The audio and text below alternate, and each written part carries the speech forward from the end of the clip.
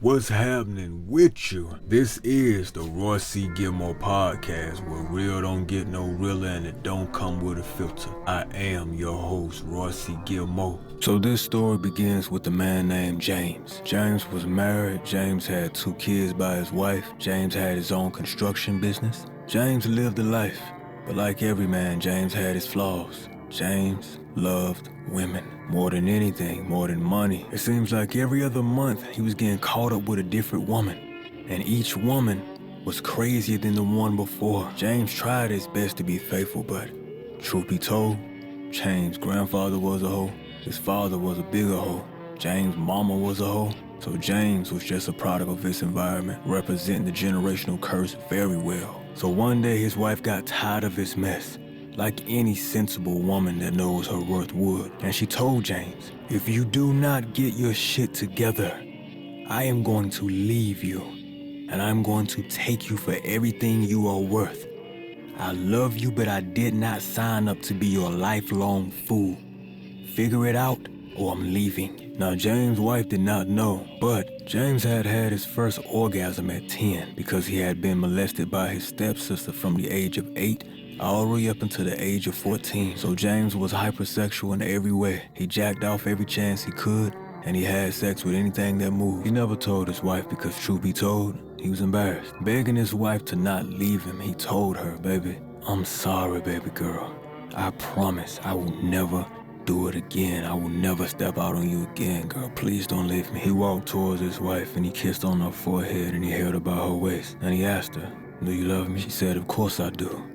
And then James said, show me then, girl. He pushed his wife back on the couch. Now, James' wife loved it when James sucked on her breast. And of course, James being her husband, he knew that. So James began to rip off her shirt and suck on her breast. The moment his tongue made contact with her flesh, she broke character and she became instantly vulnerable, just like James knew she would. As he was sucking on her breast, he removed her panties. And after he removed her panties, he held her legs open wide and he slowly fell off inside of her. Her body began to shake and tremble, and she came instantly, just like James knew she would. Orgasm after orgasm, position after position. About an hour and a half later, it was over. James had fucked her to sleep and fell asleep inside of her. The last thing she said to him was, I forgive you and I love you so much, baby. But what she did not know was that James had a date later on that night at 10 o'clock with a woman named Tammy that he had met on social media. Now, James had put his phone on Do Not Disturb before he apologized to his wife because he didn't want his phone ringing and getting her attention. So when he finally got to his phone and took it off of Do Not Disturb, he had 6 missed calls from Tammy and 20 different messages. 6 of them was naked pictures from Tammy. The rest were just messages about how she couldn't wait to see him and how excited she was to fuck him. Now, James owning his own construction business, he worked all times of night and crazy hours sometimes. So him leaving in the middle of the night was not unusual. So he took a shower, he got dressed, he wrote a note stating that he got a last minute call and that he had to head into work 1 hour away, but he would only be gone for a few hours. And he made sure to leave it beside his wife carefully and quietly before he headed out the door to meet with Tammy. James left a note, and as he was getting ready to leave the bedroom, he was met in the hallway by his 10-year-old daughter named Serena. She was crying. She had had a terrible dream. Now, if there was anything that James loved more than women, it was his daughter Serena. So he immediately stopped to tend to her. And to his surprise, she had had a dream about him. She had saw him being set on fire, and he was screaming in so much pain. And she told him this, and she said, Daddy, don't leave. I don't think it's safe for you to go anywhere tonight. Something in James told him, stay home. And right when he was about to make the decision to stay, he got a text from Tammy, and it was a picture of her with her panties off and her legs open with a caption that said, come and get it, Daddy. And in that moment, James kissed his daughter Serena on the forehead and said, baby, I will be fine. Go back to sleep, okay? I love you. Daddy's gotta go. So he leaves the house and he meets up with Tammy. Tammy wanted him to meet her father. Now, he hadn't known this woman for no more than 2 weeks, but she told him in her culture, the approval of her father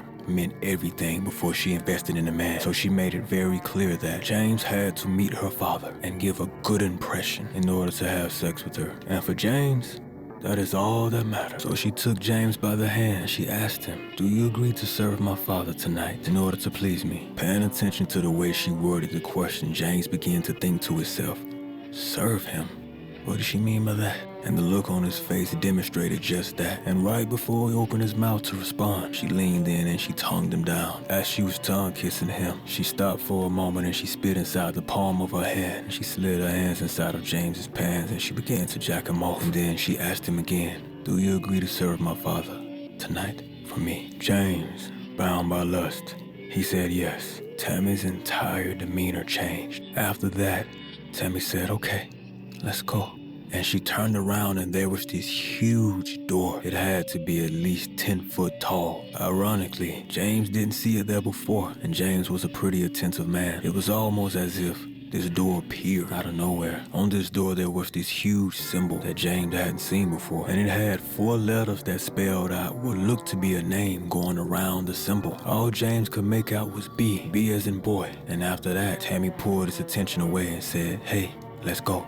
Hurry before it closes." So James began to move forward. As he began to move forward, he felt his phone vibrate. It was a text from his daughter. His daughter had instructed him once more, "Daddy, please come home." He stopped to reply back, and Tammy grabbed his phone and said, "Hey, we have to hurry before it closes." And she began to grab his hand and lead him through the door. And what stood before James left him jaw-dropped. They walked into what seemed like a golden palace. It was absolutely beautiful, very much different from where they had just came.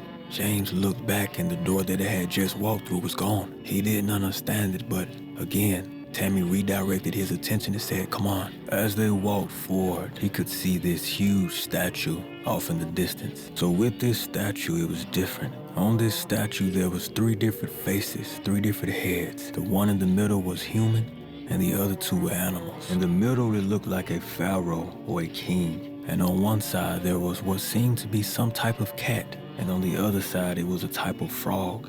And then underneath, there was these legs, almost like a crab or a spider. And in the middle, it was that sign again, that symbol, with those same 4 letters wrapped around it. This time, James was close enough to see it, and it read B-A-A-L. Ball. After reading that, the energy got really heavy for James, and he turned to Tammy to ask her what was going on, but before he could ask her, the sounds of babies crying began to drown out his thoughts. He looks over, and they were passing out what looked to be infants to each couple. Confused by what he saw, he took the child that they had given him, and he looked into the child's eyes, and it was a beautiful baby boy. James and Tammy were the last couple to receive an infant. After that, Tammy asked to see the baby boy, so James gave her the child, and she began to move forward towards the statue. As Tammy began to move towards this statue, someone whose face that James could not see lit this huge fire around the statue, and it was drop dead silent in the room. James began to get scared, and he began to get confused, and before he could even say a word, Tammy took that beautiful baby boy and threw him into the fire, and the couples behind them did the exact same thing. When every baby was thrown into the fire, everybody began to have sex with one another. Tammy jumped on James and began to give him head. While laying on the floor, another random man got behind Tammy and began to hit her from the back while she was giving James head. Meanwhile, 2 different men began to masturbate. They both ejaculated all over him and Tammy. James jumped up and he began to beat the shit out of the 2 different men. They wrestled him to the ground and they began to take turns raping him. James screamed out for Tammy's help, but Tammy could not hear James due to all the moaning and the children screaming being burned alive. James managed to get up and he took off running and was knocked down within 5 seconds by a strange man. When James regained consciousness, what stood before him blew his mind. It was the man in the statue. The entire room was drop dead silent because all of the babies had finally died. Every set of eyes in the room was on James, including this entity. James began to pray and ask God for forgiveness and help. The entity looked at James and he laughed hysterically. And then Tammy appeared out of nowhere and said, "James, meet my father. Father, meet James." The entity looked at Tammy and said, "He does not worship me. He prays to the carpenter. Burn him." Tammy and the 2 men that had raped James earlier grabbed James and began to drag him towards this fire, and without hesitation they tossed his body into the flames. And now it was James' screams that was filling the room, and it was his flesh that was piercing every nostril in the room. And as his flesh burned, everyone began to have sex again. And the last thing he heard was his daughter's voice begging him to stay home because she had a dream that he was being burned alive.